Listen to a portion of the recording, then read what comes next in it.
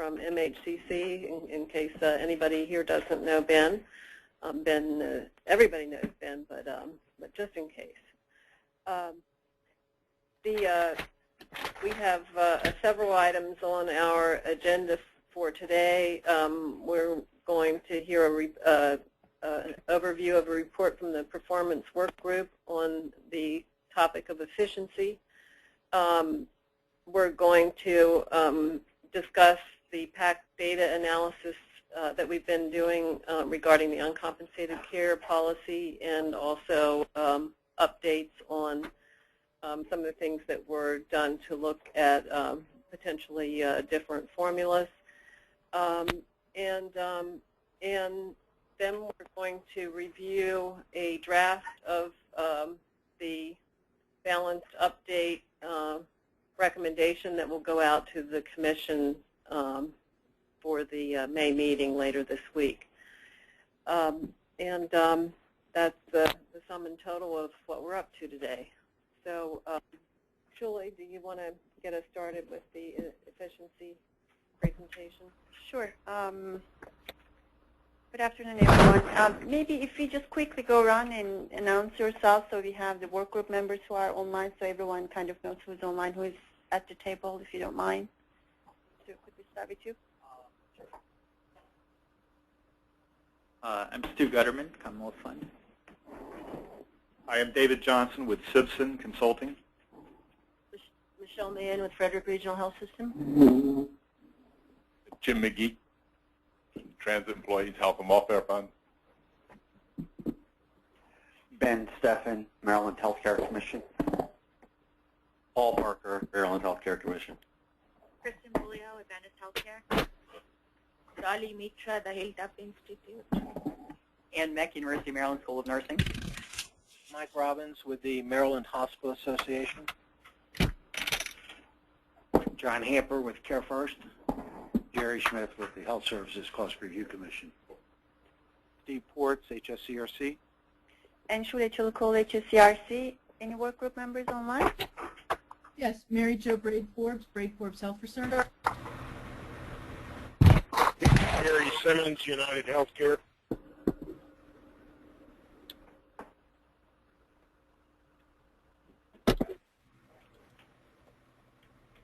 All right, that's it. Thank you.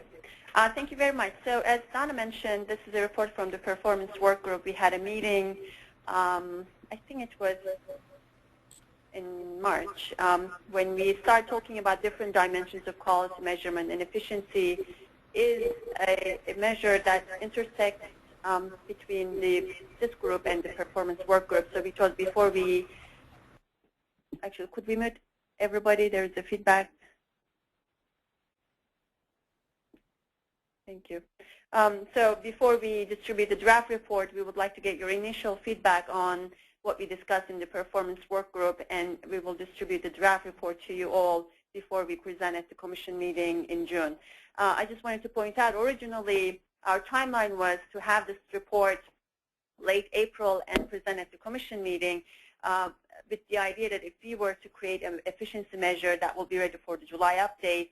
But given the timelines and the work that needs to be done to align the new payment systems and the efficiency measure, the report is recommending to create the new measure for July 2015, not 2014. So because of that timeline, we feel that we probably take some time to really work on the report and go in front of the Commission for their feedback for the June meeting.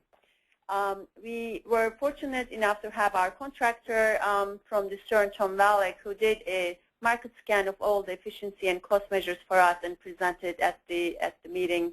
And I just pulled some of his slides and our slides to give you the brief overview. And I'll just go very quickly and briefly, and hopefully, and I should point out that we're going to have other sessions where we will really delve into the efficiency measures. So this is still an introductory session that we are having to have before we write the draft report. In terms of framework, we discussed at the performance work group the definition, different perspectives, and levels of accountability when we are defining efficiency for hospital care and healthcare system in general. And then we kind of looked at different types of efficiency measure and some of the issues related to each measure. And lastly, the phasing issue. If you are trying to create a new measure or complicated measure, how would you phase in relation to the payment system overall? In terms of efficiency, this is Tom's definition where he points out that the efficiency is actually has two components, quality and cost. And in our parlance, sometimes when we mean efficiency, we really mean cost. So we wanted to point out that the efficiency is inputs and outputs, so that you need to make sure you have both sides of the equation. And since we have a lot of quality measures, the preventable hospitalizations, complications, and the readmissions, there is a strong component in our current measurement system for quality of care, but we are lacking the cost component to it. But at the same time, if you think about all these measures, we are having readmissions, PPCs, they all have cost implications to it. So they are really both quality and cost measures at the same time. And this is kind of the ideal situation where Tom presented where we want to be. We want to be at the place where we have the maximum quality of care at the most affordable cost of care. The other definitional issue that I wanted to point out is the value. Tom clearly and very nicely pointed out to us that the value has an affordability and subjective definition to it. Again, in some circles, the value also is termed as having what I presented in the earlier chart. This point is considered to be value, but it's, in fact, the value has the stakeholders' preference incorporated to it, because the cost of health care differs by who you are. You know, the cost of care to the patient is different than to the payers or to the hospitals providing the care from hospital perspective. The important slide, slide 8, is the levels of accountability, and this is kind of where we are at the moment. We have been at HSCRC really focused on the service level cost measures, looking at efficiency on a per case basis.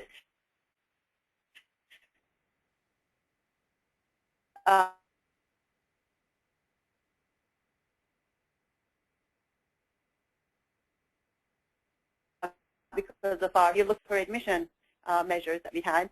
And in the last couple of years with the readmission work, we've been looking at episodes of care and trying to get some sense of what the cost of episode is rather than an admission would be. And as we are now moving towards more population-based global budgets, obviously the unit costs have very different meanings if you are thinking about a per person cost as a whole. The way we select the measure also depends on what we are doing with it. On page 9, these are the possible uses the efficiency measures could be used. Obviously, again, with the judgment, with the subjective nature of the value question, you know, the efficiency could be used by businesses, by consumers, or by health plans, or by managers, and they would need different measures because of the way that they see the healthcare from their perspective. In addition to the comparative information that each stakeholder may need, from the health policy perspective, there is a need for monitoring and planning purposes. And again, the measures would be very different if you are just monitoring versus if you are using a pay-for-performance measure where you really want a detailed and well-risk-adjusted measure to impact the payments. And for the public reporting, then the issue is not only being fair to the providers, but also you have to have a easy-to-understand measures for public reporting. And also, again, we need to know the audience who would be using the public reporting measures published. Obviously, from our perspective as an HSCRC, we are kind of interested in item 2 and 3, monitoring and planning, and also pay-for-performance measures. In the past, as some of you are very well aware and know the methodology really well, we've been looking at the reasonableness of charges, which is at the per case level. And in the because the Medicare value-based purchasing program requires us to have an efficiency measure similar to theirs, we also looked at the Medicare spending per beneficiary, which is an episode-level measure. And lastly, we also considered, as we're moving to global budgets, what are the possibilities of creating a total cost of care PMPM measures. So I'm just going to go quickly the ROC, the reasonableness of charges, and again, this is a very high-level review, and if you like, we can expand on it in another meeting. Traditionally, efficiency or providing the reasonableness of charges is the core mission of HSCRC to make sure that the costs are related, the charges are related to costs, and costs are set at reasonable level. And the history actually starts in the early 80s, and it kind of started with the screens that were used back in the day for the Medicare waiver, and then they were converted into a formal review of charges at the case level. The ROC results used to be published each fall by the HSCRC, and the way the comparison was done to have a stretch by peer grouping. So you are seeing the 4 groups that were in the most current methodology. So we had non-urban teaching, urban, suburban, rural non-teaching, and AMC virtual comparison groups. So once we create the measures for a unit cost of admission, we would compare the hospital to their peer group average. And if the hospital average was over 3%, then the hospital had 2 options. One was to reduce their CPC, charge per case, to a peer group average over 2 years, or they would apply for a full rate review, which will realign and look at their rates and then establish if actually they should have had higher rates compared to their peer group average.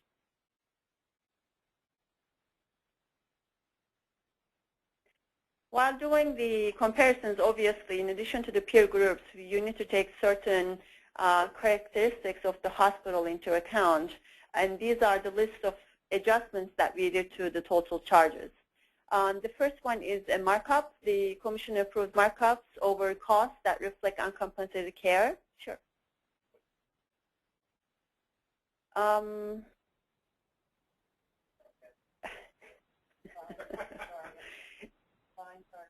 Right. So that's the inpatient and outpatient for the CPV, which I didn't use too much. But, right? Actually, that's another point of the ROC limitations. It was really an inpatient measure that we had very good adjustments for the inpatient case mix. But when we tried to incorporate the outpatient measure, things got really complicated. The other adjustments are direct strips, direct medical education, nurse education, and trauma. Labor market adjustments, as you can imagine, even for Maryland, there is a wide variation in wage adjustments in the state. Case mix adjustment to account for the differences in average patient acuity. Indirect medical education, we do strip the direct medical payments, but also this adjustment through a regression was estimating the inefficiencies or unmeasured patient equity associated with teaching programs. Disproportionate share, again looking at the Medicaid proportion in each hospital and estimating if there are any differences in the patient mix and related costs. And the capital is the cost for hospitals that are partially recognized in the adjustment. We think that even though we suspended ROC because we moved to TPR hospitals and now in global budgets, we do think that these adjustments are still relevant if you think about creating any other measure on an episode-based or PMPM. So once we are developing the new measure, these adjustments would need to be reviewed, and then we would need to take into account some factors similar to these measures. The Medicare spending per beneficiary, as I mentioned, is an episode-based measure, and Medicare is comparing the hospital average charge per episode to a national average. And the The time dimension of the episode, it starts with 3 days prior to the admission, and it follows the patient after 30 days of the index admission. And it includes not only hospitals, but post-acute care as well. The only missing piece here is the Part D drugs in the episode creation. The risk adjustments that Medicare implements are age, HCCs. These are our APR-DRG categories in Medicare sense. ESRD, enrollment status, long-term care, interactions with the HCC and enrollment, and MSDRG of index admission, and also an adjustment for low-cost outlier cases in the episode. The total cost of care per member per month, you could think about it very similar to the CMS measure, but rather than doing it on a 30-day fixed episodes, in this measure, you could do it annually, per member per annual, or per month, or per quarterly. And again, in the cost dimension, the important thing is, not only the hospital piece, but the other services to be included in the total cost of measure. As we are trying to create the global budgets, and it seems like majority of our hospitals are going to be on global budgets starting July 1st, if not earlier, we think that the HCCRC should work towards creating a PMPM type of measure where we look at the cost per resident. And in this case, we would need to not only look at the hospital claims, but also the other claims which we can get from the Maryland Healthcare Commission, the private claims, add the Medicaid claims and the Medicare claims once we get them from the CMS. So this is kind of the one area that we need to fill the gap. But in the meantime, we think that creating this measure on a hospital-based measure, only including hospital payments, inpatient and outpatient, would give us valuable information that we can use while we are trying to get the total cost of measures in place. The risk adjustment factors, as I mentioned, all the adjustments I show you on the ROC are still relevant, we think, but then when you're looking at the population, then there needs to be additional adjustments that we need to think about. For example, APR-DRGs are supposed to be only for the case mix. But if you're looking at the population, the chronic illnesses that are not picked up with the index admission needs to be taken into account if we are doing a PMPM type of measure. And lastly, the attribution. For a hospital to have a PMPM measure, we need to get to the denominator. So what is the population that we would count for hospital to be at the PMPM measure? And we think that what we are working in the demographic adjustment, trying to assign a virtual service area, might give us some preliminary direction in terms of creating this attribution model. Obviously, there are some alternative measures used in the ACOs which we would need to take into account and consider. And lastly, we may need to do this not on the hospital level, but also at the regional level as well, so that you look at the combination of counties and then looking at the hospitals who are in the primary service areas for those counties. So that's kind of a very quick and high-level review of the debate that we had. And as I said, the draft is going to be in front of you hopefully before the next meeting. Any questions?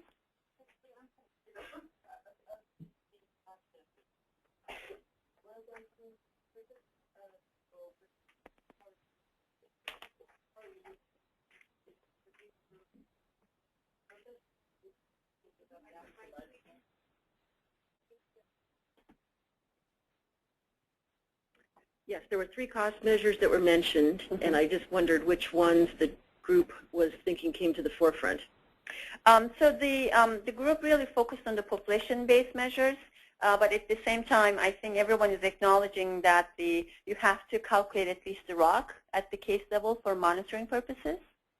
Even if you don't do any adjustments, you still want to know what the unit costs are. But our eye is kind of our goal is to do a PMPM measure. Episode is kind of in between. Group talked about its utility from the intervention perspective. I think there is a value for the hospitals to see if they are looking at the knee surgery, for example, as an episode, what would that cost? PMPM cost measure is not going to give you that actionable results. So I think all three measures have their uses, but in terms of HSCRC's policy, a PM-PM measure is kind of the direction that we need to put gears on. Right, and I guess the point in asking that question is really the fact that ROC had its limitations, especially if you were on either end of the scale, high or low.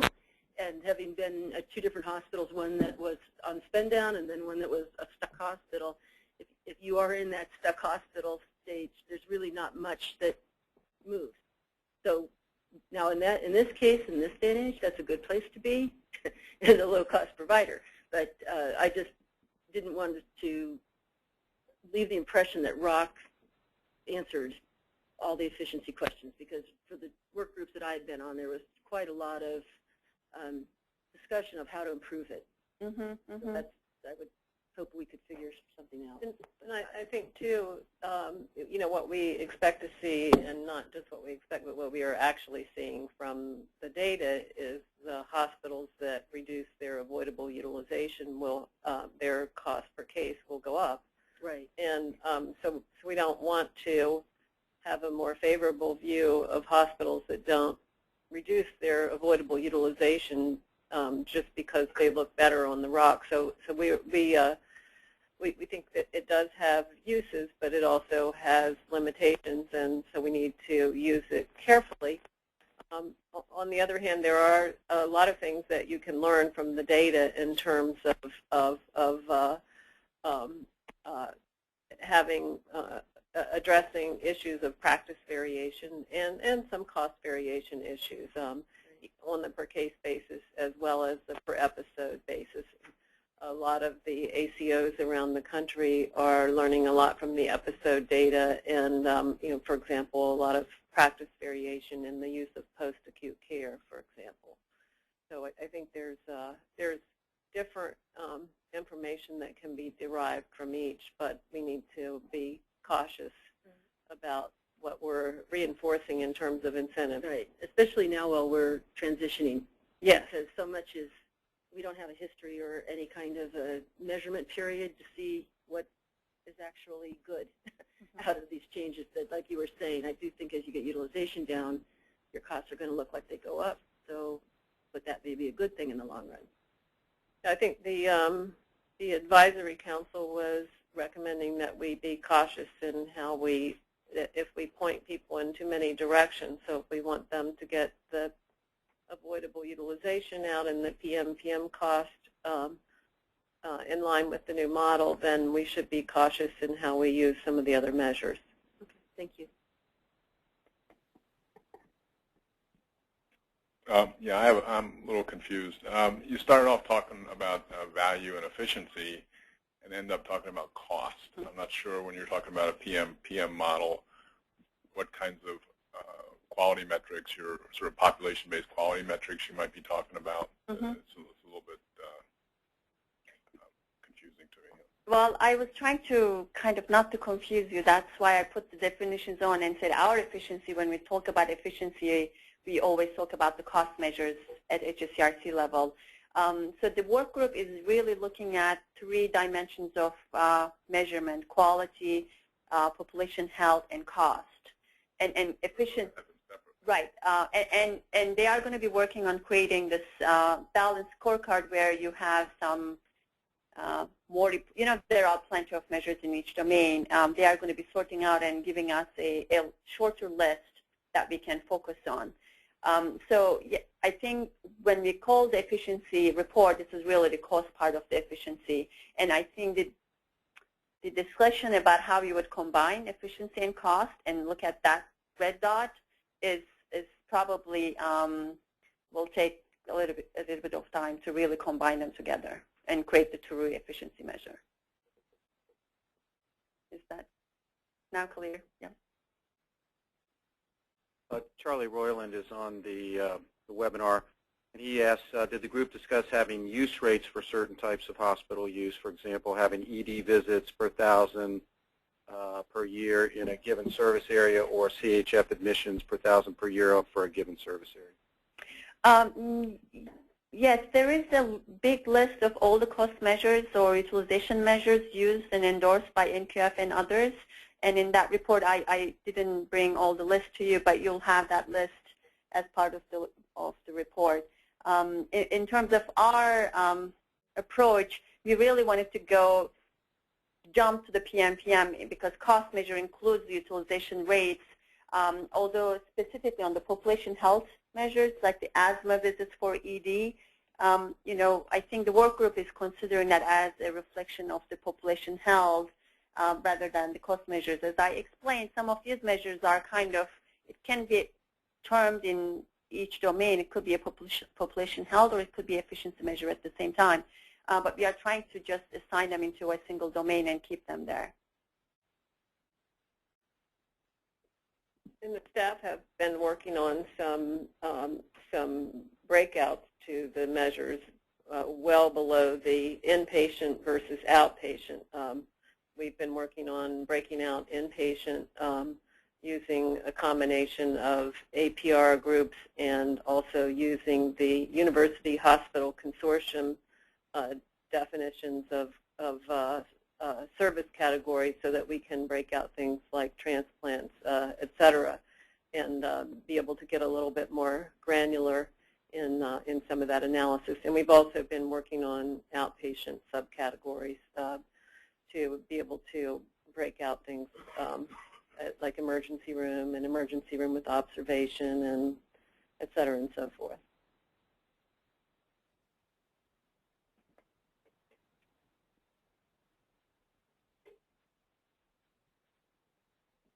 And I just wanted to mention one more thing in terms of the timing.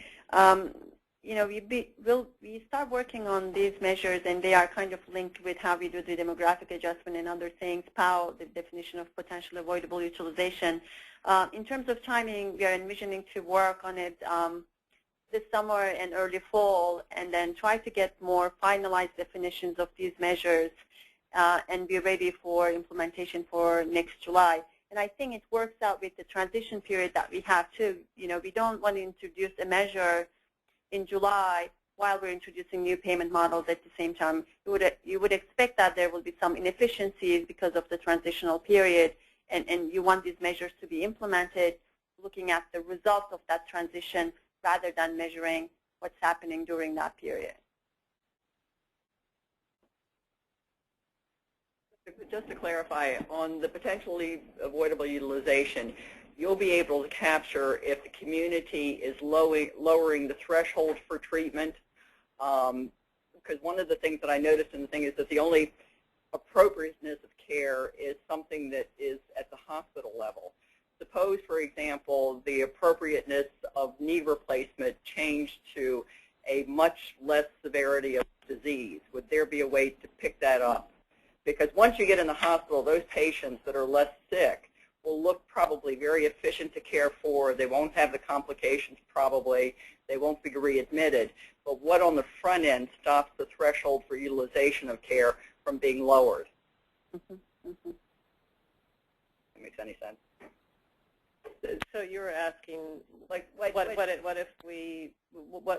how are we going to examine whether knee replacements are being avoided? And used appropriately when the disease level indicates. I'm thinking this is an example that's bad, but it's one that's well known, where Dr. Madai was doing stents on people that really didn't need to have stents done. There's all kinds of things where you could have, say, an elective surgery where that's really not the most appropriate option at that particular time, where other more conservative and less costly treatments may be in order before you go to a joint replacement. So that's just one example. What gets at that? I think actually if you start looking at PMPM data or remember, per capita use rates of different procedures or different categories of procedures, you'll be able to spot some of those things. So I think, at the point that we decide that we're going to drill down into that sort of thing to chase practice variations. So that's a practice. That's like a Dartmouth does, so that we wouldn't become a McAllen, Texas. that's a practice variation at a population level. You have a practice variation at an episode level, but that's actually a practice variation at a population level that you can track down through the data. And will that happen with this? Will that happen? With this in terms of looking at potentially avoidable utilization? As far as looking at surgical conditions that might, I think if you ask me, will it happen in the next 12 months? Then if the work group prioritized it, it could. There are some physicians who submitted grants to CMMI asking for funds to evaluate practice variations actually in angioplasties, because there's still a sense that there's a number of angioplasties that might not meet the criteria for performing angioplasty. So I think it will depend partially on the review of the data and the variations in the data and whether it's perceived to be a priority to look at it early on, or if there are other things that take higher priority. So I think it would be based on data review. Does that make sense? And also, choosing wisely has been mentioned by the performance work group as something that all the physician community kind of bought into measures that are not appropriate. And physician alignment work group is also kind of looking at that from the angle of gain sharing. So I think there is some work going on that will hopefully emerge from the ambulatory care setting, what kind of measures we can have to incorporate in the potential avoidable utilization. The other discussion that we had internally, not at the work group level yet, because we hadn't had the session on ambulatory care measures yet, is the procedures that could be done outpatient versus inpatient. Even though the new 2-day Medicare rule is kind of debated nationally, there are lists out there that are looking at these procedures that could only be done inpatient versus outpatient.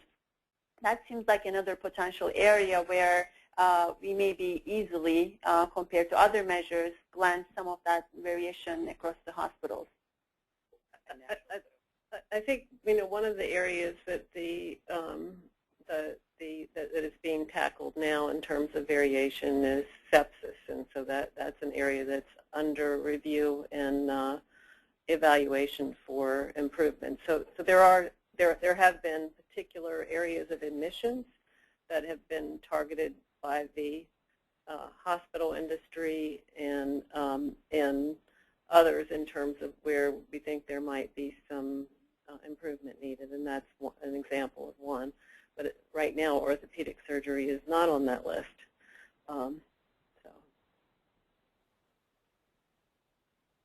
Yeah, I want to make sure I understood the difference between MSPB and the total cost of care. So Medicare spending per beneficiary, it says it's calculated based upon a hospital's average spending. So are we talking just about Medicare hospital spending per beneficiary? No, that one from the Medicare's calculations, it includes everything, but it starts with an inpatient episode. So if a patient never had an admission, he's not part of that calculation because it takes the inpatient admission and looks at 30-day all cost within that 30 days. But nonetheless, the patient has to have a hospital admission for the measure. Whereas in the PM1, it's everybody included. With it could be annual. Let's say if it is annual, all the expenditures the patient experienced during that period. So the cost dimension for the Medicare spending per beneficiary, really, it's a slightly different list in the PM per PM, but the only difference is that with the Medicare spending, you're starting with a Medicare discharge from a hospital. Mm-hmm. And in the PM, you're starting with a discharge for any payer from a hospital. That's basically... Not a discharge. It could be an emergency room visit. It could be a lab test. So the PMPM is all cost, all encounters, all cost. The spending for beneficiary is how much was the total cost of care for 30 days for a hip patient. And so what were the doctor bills, what was the hospital bill, what was the nursing home bill for 30 days for a hip replacement. So one is based on a diagnosis and the other one is based on per capita. So would it be accurate to say that it's the Medicare measure is Medicare spending per episode, really, not per beneficiary? Because if one beneficiary had 2 distinct episodes during the year, that would count as 2 in the denominator. Okay. Yeah, so it's the spending per beneficiary per episode rather than per person. Yeah, I think that's the better terminology, but that's how they've been calling, and it's been confusing.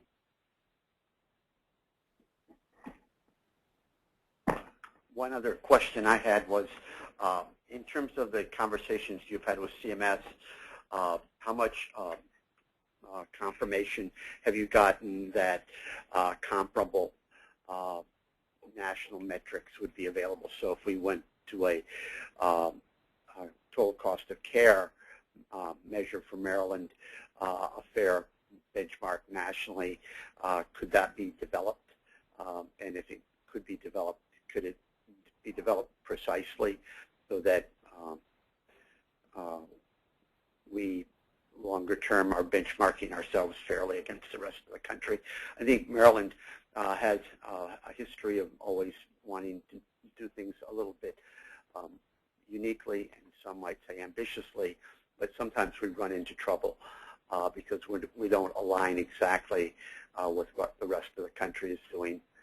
And I wondered if they've given any suggestions on how quickly they would have any of these measures available nationally, which certainly across all payers, total cost of care would be probably a longer-term reach.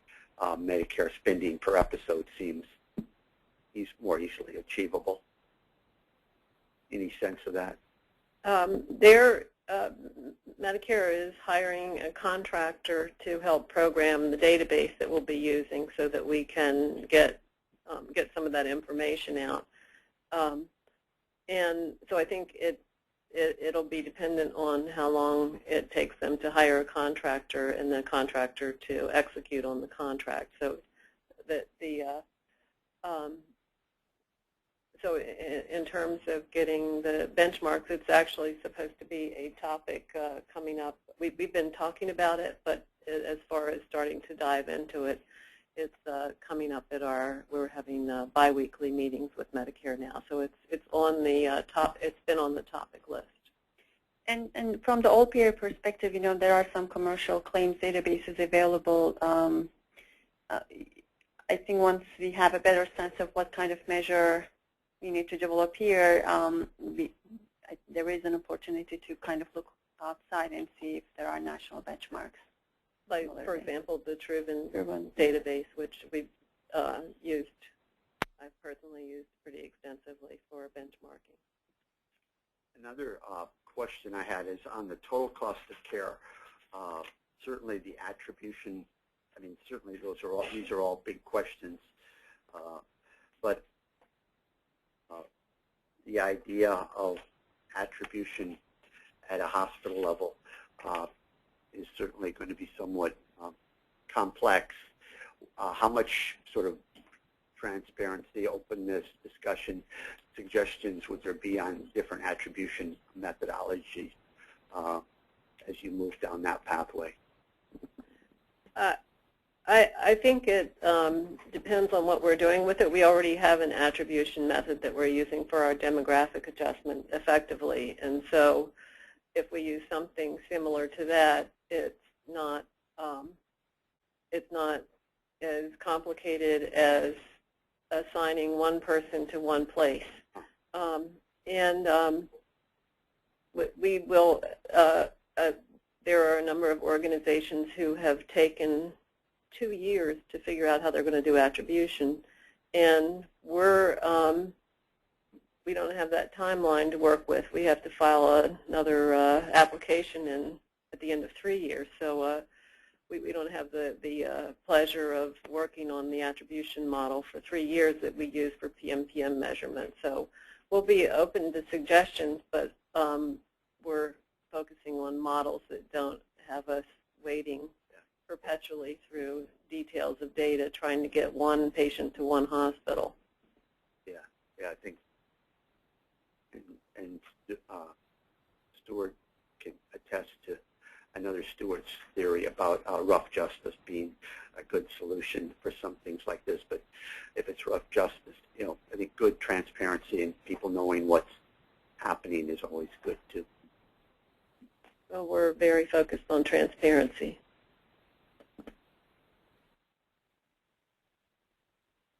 All right, thank you for your comments, and I'll be back with this again in a couple more meetings later.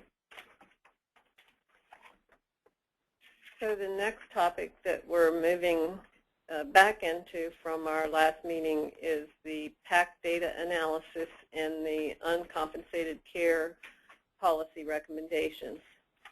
And I think we had 3 follow-up items from the last meeting.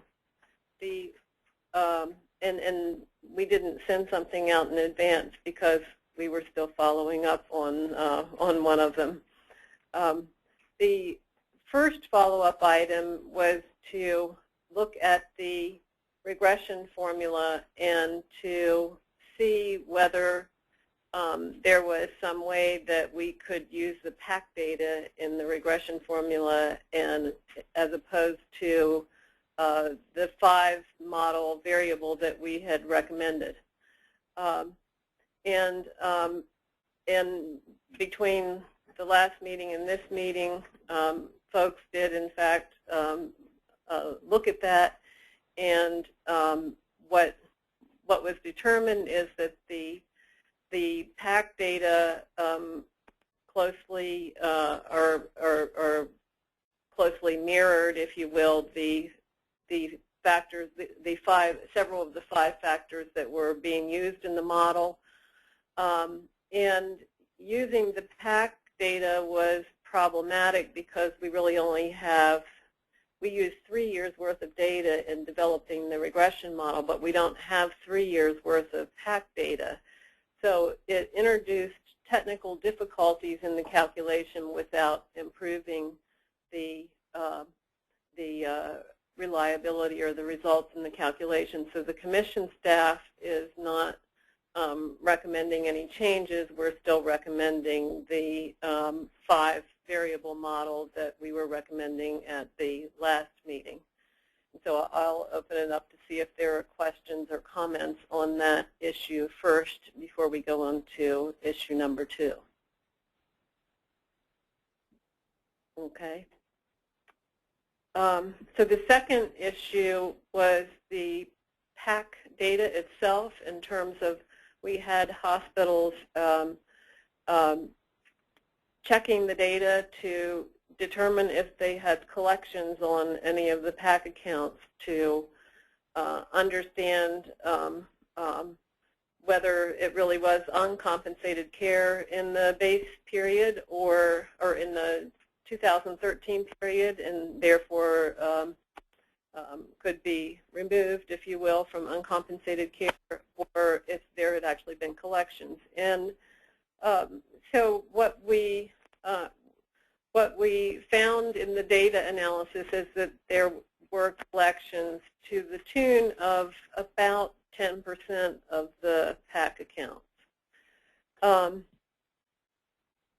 the other hand, when we designed the process to gain the information, we took a fairly conservative approach to collecting the data, so that effectively, if someone first became a PAC enrollee on June 30, even if they had contributed a number of admissions that turned into bad debts during the historic period, we hadn't picked that up and counted that as PAC care, or avertable bad debt, if you will.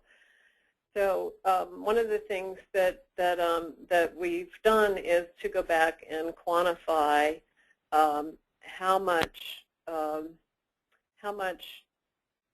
self-pay and charity care is in the 2013 data for patients who have been identified as PAC enrollees that wasn't already picked up. So in other words, if somebody was enrolled on July 1, but during the past year they had self-pay and charity, we wanted to see how much that was. And so what that shows, what that analysis shows, is that there's close to $100 million that's not picked up in the other analysis. The data is quite interesting, so we'll have to have a separate review of that data. So we're interested in, if you will, replacing the data that was paid with data that comes from this additional analysis. So there's about $17 million that was paid, and we're looking to backfill, if you will, the adjustment, and to continue to make the same adjustment that we came up with before by backfilling the paid data with these additional data that we've identified. And we're willing to make the data available to hospitals if they want to review it. We don't necessarily have to have a feedback loop of verifying everything, as long as hospitals are satisfied that it wasn't all paid.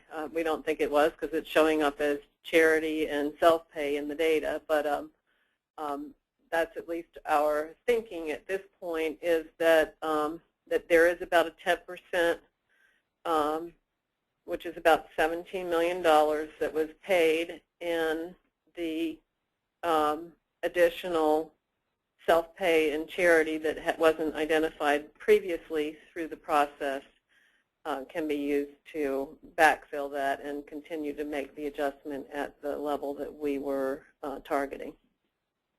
Are there questions or comments? Or Don, I have a question. Yeah. Do I understand you're saying that you're basically double counting? Is that my interpretation of what you're saying? No, so I'm obviously it's kind of complicated. I'm not explaining it very well. So we had $170 million worth of PAC claims for the enrollment period of July 1 through June 30, 2013. And when we collected that data, we collected, Medicaid gave us enrollment files, and we counted the claims that occurred only during the period of time that the patient was enrolled as a Medicaid PAC patient. So let's say Mrs. Jones came into the hospital 10 times during the year, but on the 11th time, Ms. Pulio decided to make Mrs. Jones get on PAC. But the other 10 times, Mrs. Jones wasn't on PAC, but the 11th time she was registered for PAC. When we ran the original data, we only counted the 11th time. Undercounting. So it's, but what happened is that some of those, for the one time that we did count, and it's not undercounting that much, but for the one time that we did count, some of the times we found that somebody else paid. So even though the person was on PAC, maybe they were married to somebody who had insurance with Blue Cross, and Blue Cross paid. And so it actually is mostly, when we look at it, it's mostly some small commercial insurance payments, different Blue Cross plans, or so they could have been paid off of a spouse's policy, for example. So assuming that we kind of got attached to that reduction number that we'd come up with, we were looking to replace the payments with other unpaid claims. And so when we ran the data, we tried to quantify Mrs. Jones' other visits to the hospital, and during the July 1 through June 30 period, but only those that were listed as self-pay or charity. So if they had any other payer designation on them, we didn't pick them up. So what we're looking to do is to continue with the bad debt adjustment at the level that that we've selected at this point by, if you will, backfilling with Mrs. Jones' 10 other visits, as long as folks are satisfied with that. Now, as you're thinking about those other 10 visits that we haven't accounted for yet, we're going to continue to monitor the bad debt situation throughout the year, and if we have more reductions in uncompensated care, we'll come back and make another adjustment. So we could make another adjustment at January 1 or next July 1. We also have trending upward going on from the policy changes that have been put in place for higher deductibles and co-pays. So we've got some of that going on at the same time as we have the PAC enrollment. Yes. Let me. I think I understand what you're saying, but let me say it in my words and tell me if I'm wrong. So this whole thing arises, right, is that the PAC enrollees are now, you know that they're going to be insured, right, because that, I mean, and that's the part you know. And so that represents a reduction in uncompensated care. If everything stayed the same and only that changed, you would have a reduction in uncompensated care by that amount. And you were missing some of the uncompensated care that PAC enrollees were accounting for, because you were only counting them for the time that they were enrolled in PAC, and presumably those that uncompensated care will also be paid for this coming year if their utilization patterns stay the same, right? Is that the idea? But you also know that some of the what you were previously counting as uncompensated care accounted for by PAC enrollees ended up getting paid for by something else, by somebody else, right? Yes. Okay. So, and what you're talking about is basically using that greater amount of information to kind of to make the adjustment to the uncompensated care pool that you're going to be. Okay. So that's accurate. What yes. I just said. Okay. So. Yes. So that's accurate, and the $100 million number might come. It'll come down a little bit because it's calculated off of the enrollment for that data period, and so the enrollment goes up and down. So in the end, what we'll send back to the hospitals or summarize for the hospitals are for people who were enrolled at December 31, because those are the people who would ultimately have a bad debt reduction during the upcoming year. We could go further into the new year, but if we stop at December 31, we don't get as confused about other issues that might occur after January 1 with the exchange, et cetera. So, and I think the number of enrollees at that point is about 96,000. The enrollees during the course of the year is 146,000. So it will actually bring that 100,000 or $100 million number down a little bit when we look at it just exclusively at who's enrolled at a point in time. So I know that was all complicated, but that's really the additional analysis that we did. And I don't want to complicate it any further. What I'd just like to make sure that since our hospitals are working on their budgets as we speak, that if the PAC prospective reduction that we're finalizing now is different than by hospital what it was on the initial $170 million by hospital. We need to get that out to the hospitals as soon as possible so that they can budget if there's any specific difference in that percentage from the original percentage prospective reduction they were looking at with the original list. Right, so we'll focus on doing that and getting that back out to you. I'm hoping that it stays pretty close to the same numbers at this point. People are trying to get their budgets done, and et cetera and so forth. So, but we'll get that data out to you, and really we need to lock down the number that we're going to put in as a reduction, but the hospitals need to lock down their budgets. And again, I think the hospitals will recognize that there may be further adjustments down the line, whether it's 6 months or just as we continue to analyze what's happening with uncompensated care. So I think there's less of a need at this stage to analyze any further the PAC numbers. And I just want them to be able to know specifically what that adjustment by hospital will be. At the same time, I think we've already presented to them, shared with them for the change in the methodology, if you will, the 0.38% increase in uncompensated care that we have to account for with our change to the traditional methodology. They've got that side, the PAC side, so it's the combination of the two that they will factor into their budgeting. And I know we've sort of presented that before. We can just update that quickly. That would be great.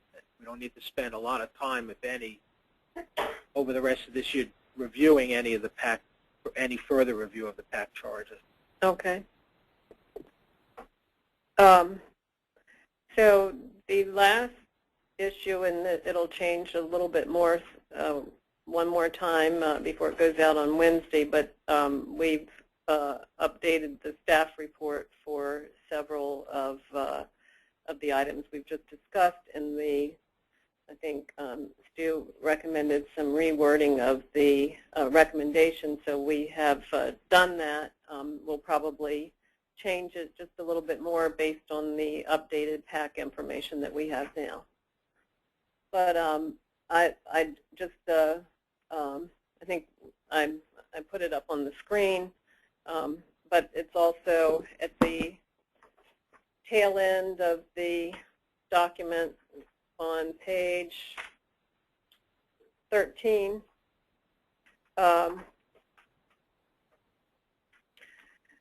So right now that we are saying that the uncompensated care be reduced from 6.86 to 6.16 pending the review of the payments received.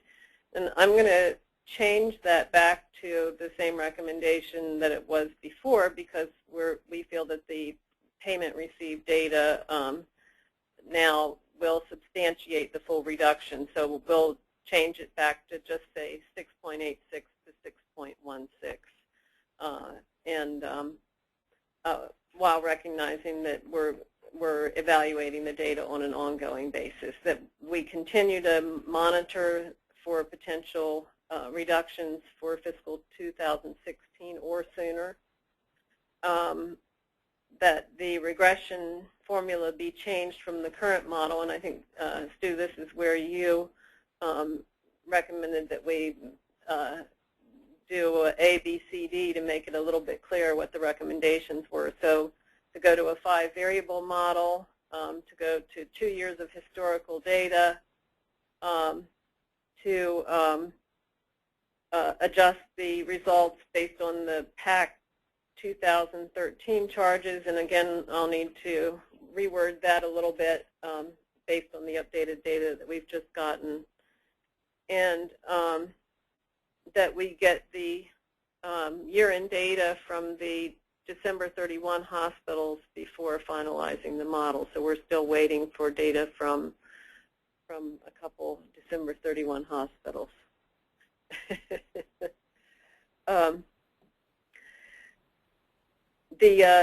And the charity care recommendation is the same as it was at the last meeting. The write-off number 5 is the same. Number 6 we added, which is to collect data on outpatient denials, because we collect data already on inpatient denials. And the number 7 is still the same. So that is that we'll have to develop a new policy again next year, because the regression model won't hold up for next year because of all the changes.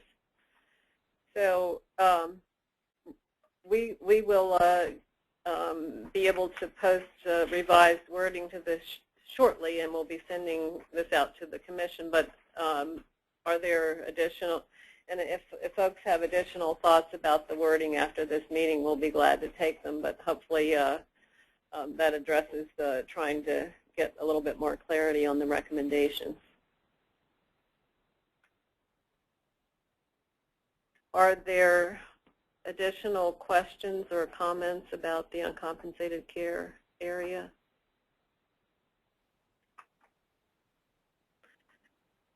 Then we want to move on to the update factor discussion, and we were unable to send out the materials before the meeting because Medicare was busy getting its updates out last week, and 1,600 pages of federal regulations to wade through, et cetera, and so forth, to try to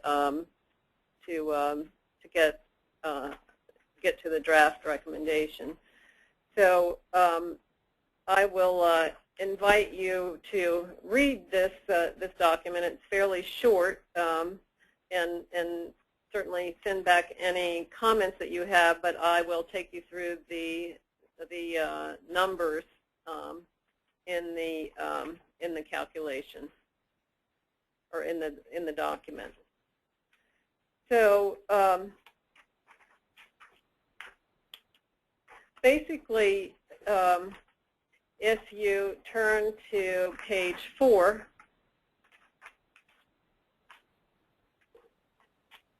and this is not really new material. This is the same thing that we discussed before, but what we have the 3 categories of revenues. We have the global revenues, the non-global revenues, and then the 3rd category is for the psychiatric hospitals in Mount Washington Pediatric Hospital. And and actually a new Global Insights just came out this morning that shows the most recent update factors, and we did not have that when we completed this draft report, and we'll talk about that. But when we take the Global Insights updates and combine it with a capital adjustment, it gets us to a 2.41% increase. And when we look at a productivity and the adjustment for the Affordable Care Act of 2.2% that Medicare is making, you'll recall that we said in the prior meeting that we were focused on having a differential of approximately 0.7 between global and non-global revenues, and so that this accomplishes that adjustment, so that if we use these factors, we would have a 2.41% update for global revenues and 1.71% update for non-global revenues, with the idea that the global revenues have a constraint, a complete constraint on volumes other than the population adjustment. For the psychiatric hospitals, we look to the Medicare proposed update factors, which started with a 2.7% market basket with a reduction of 0.7 for the productivity and ACA savings to arrive at an amount of 2% update factor, which is kind of in the middle of the non-global and the global revenues. So those are the factors that we will then carry forward through the rest of the analysis in this document. Jerry has been looking at the newest data, and I don't know if you, Jerry, could you talk just a little bit about what we saw in the data that came out today and the salary adjustment and what happened last year with the data?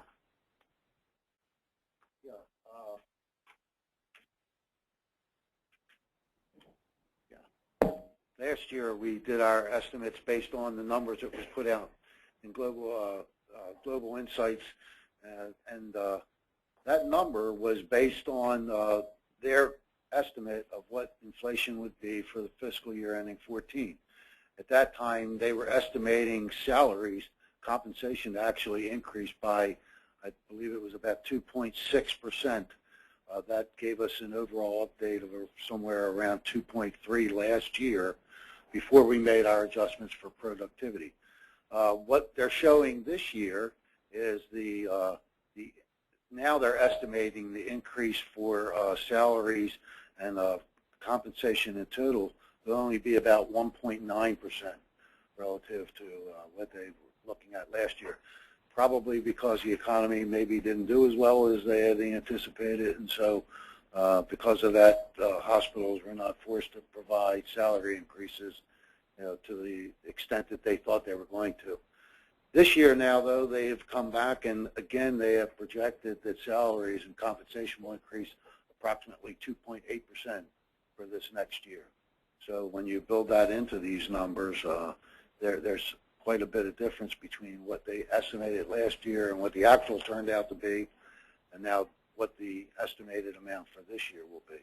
And that increased a little bit more with this last book that just came out. And that's one of the reasons why the numbers, that if you strictly use the most current book that just came out the other day, estimate of inflation, the number would be slightly higher than it currently is.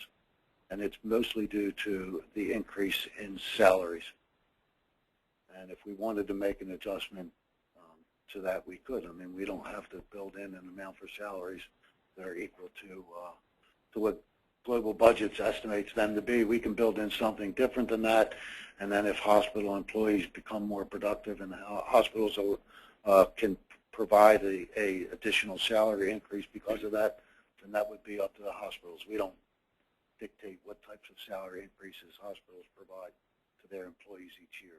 That's up to them. So just to boil it down, if we use the book that came out this morning, so we are really dealing in real time here, the number would be 2.51, I think, instead of 2.41, or right around 2.5. So we're looking at that and thinking about it, and the staff has not absorbed the thought process yet about that change.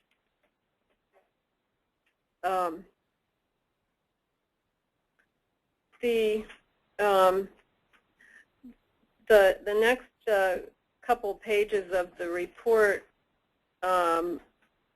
underneath that table. Could I just make a comment on that? Yes.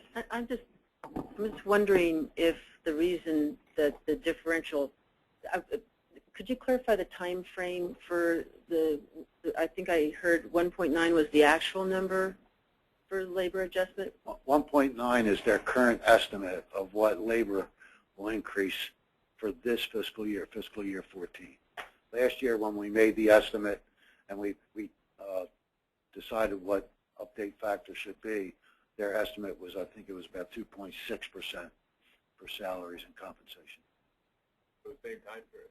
for the same time period. Their estimate for fiscal year 14 last year was 2.6%. It's now for fiscal year 14 at 1.9. So okay, then the number that was the 2.8%.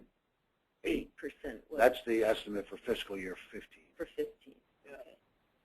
Michelle, as I understand it, essentially what Jerry is suggesting right now is based on last year's history, where there was an overstatement of the market basket.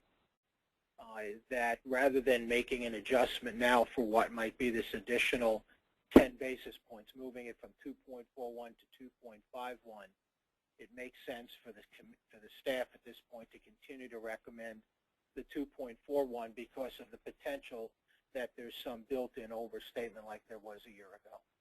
That's how I'm understanding it. Would that be a fair statement, Jerry, the way I portrayed that? I think that's what we're considering. So we weren't considering reducing last year's update because of the over projection, but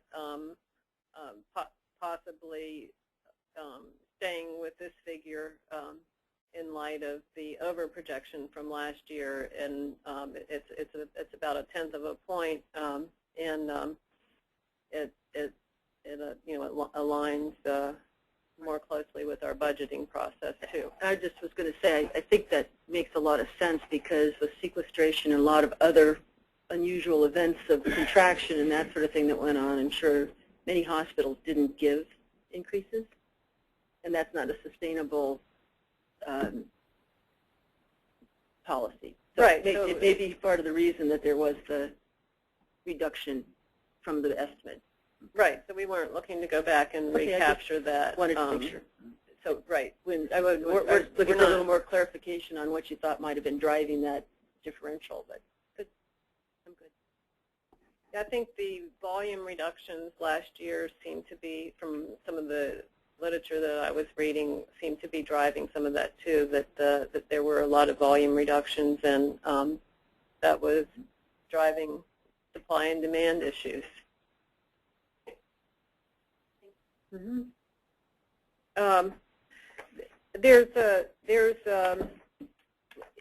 think one of the comments from Care First was when you get to the end of your inflation table that we put into the document and the report from this work group, that Care First was recommending that we discuss how this fit into the Medicare savings picture.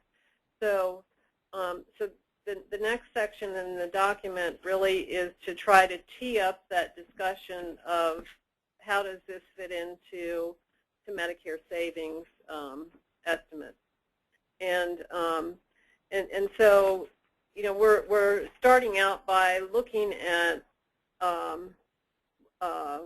what the Office of the Actuary is telling us in terms of growth estimates, and they're on page 5. So if we look toward 2014, we see a 0.5% inpatient growth and a 5.5% outpatient growth, and at 15, we're looking at a 0.2% inpatient growth and a 6.8% outpatient growth.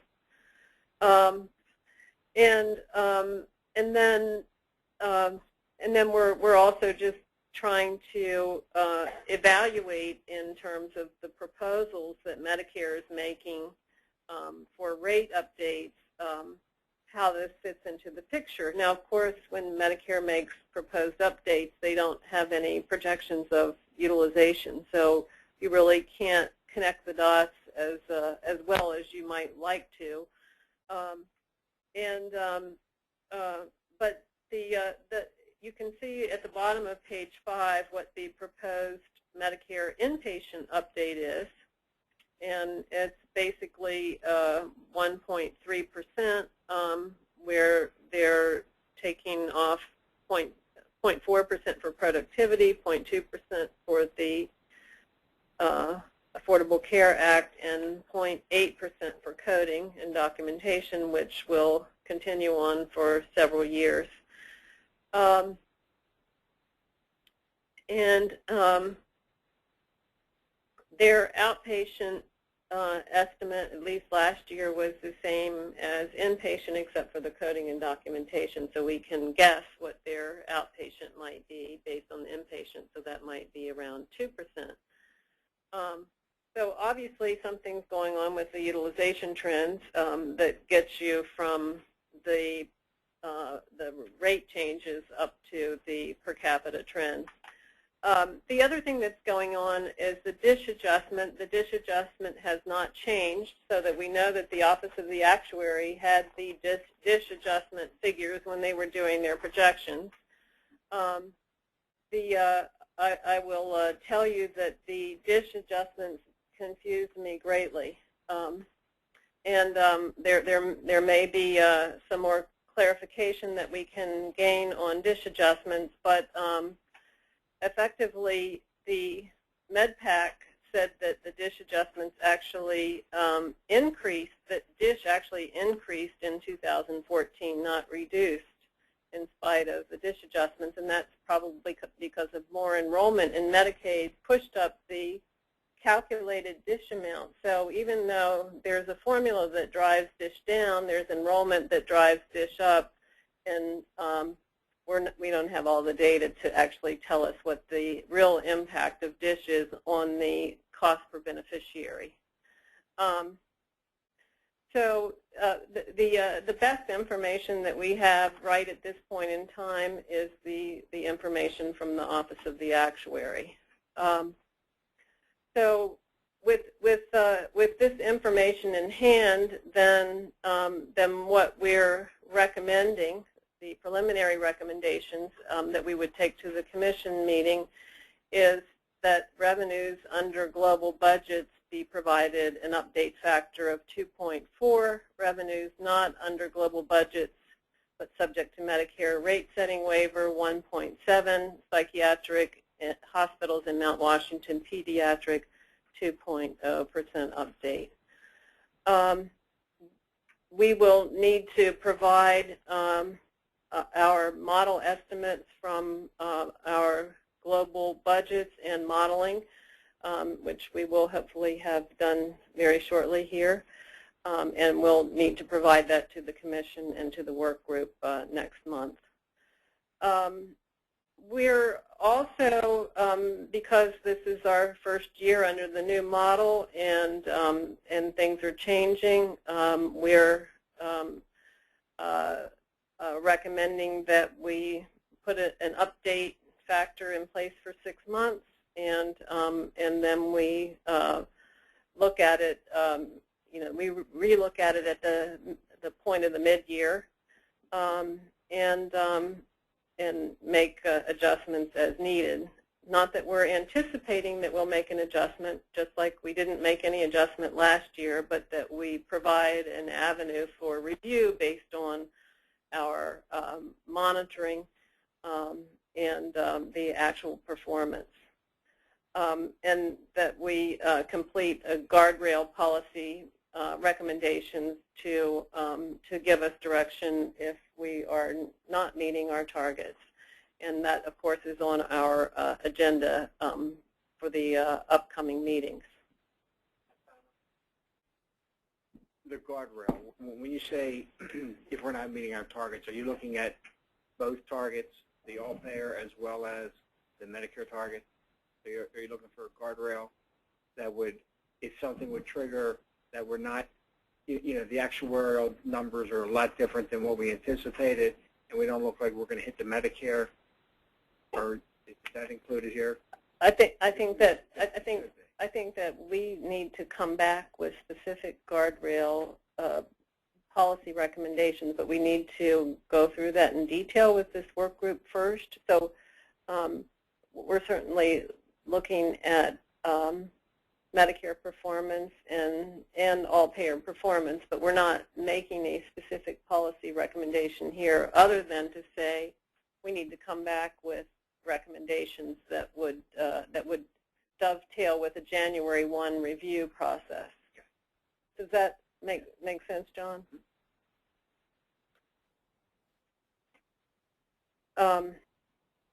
And we have several other policy recommendations that fit into where we're going to land overall, including the uncompensated care recommendation and the shared savings adjustment. So if we're trying to make the point here under number 4 that they're all tied together, and if the Commission decided not to make the uncompensated care reduction, then we would come back and revise the recommendation for the update, because we wouldn't have the correct amount of, we wouldn't be coming in at the correct place on our modeling.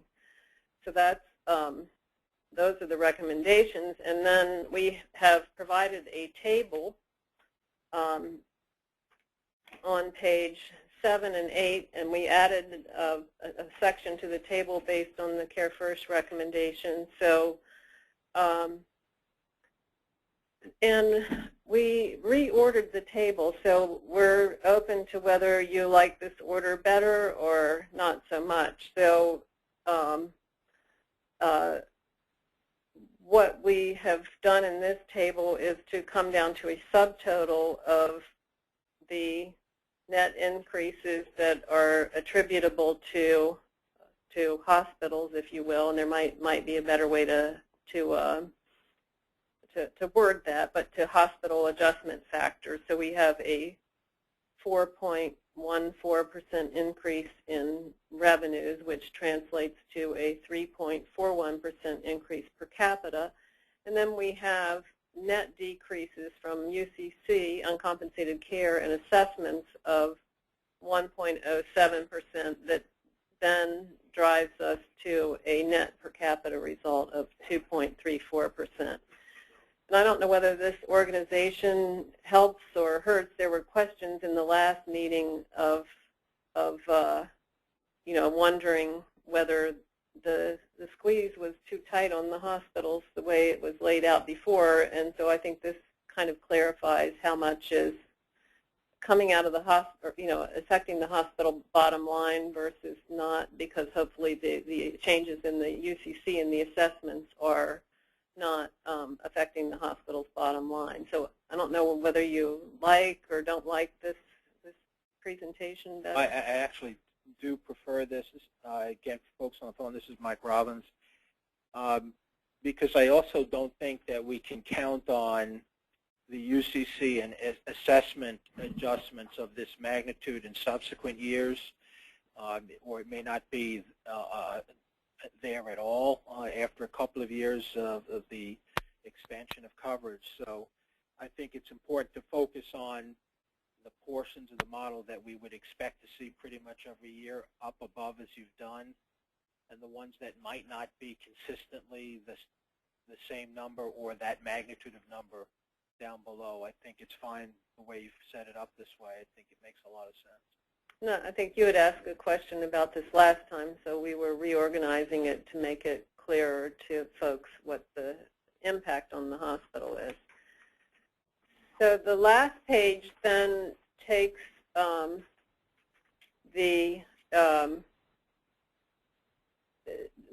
takes us into a comparison based on the Care First model of the maximum growth rate that would achieve the savings, which is taken from the actuaries table of 1.7% per year for 14 and 15 divided by 2 to come up with the 2-year average growth rate for the actuaries, and then taking the savings requirement that is approximately 0.5% per year to come up with the maximum growth rate that would still achieve the savings, adding the different statistic, and then converting this back to an all-payer growth per resident of 3.22% and an all-payer gross revenue growth of 3.96%. So then what we're concluding is that the net result on the prior page of 3.07%. Total growth is less than 3.96%, and the 2.34% is lower than the 3.22%, and therefore, if all of the assumptions that the actuary has made are correct, and if we are able to continue to reduce avoidable utilization and keep a different statistic of 2%, then that test is okay. So we make the Care First test, and so John, we're holding Care First to that 2% different statistic. Well, let's hold the hospitals to pull down the utilization for Medicare to that 2%. So basically, that we're calculating the per capita update, and then we're running it through the Care First model to see how it compares to the Medicare savings test. So,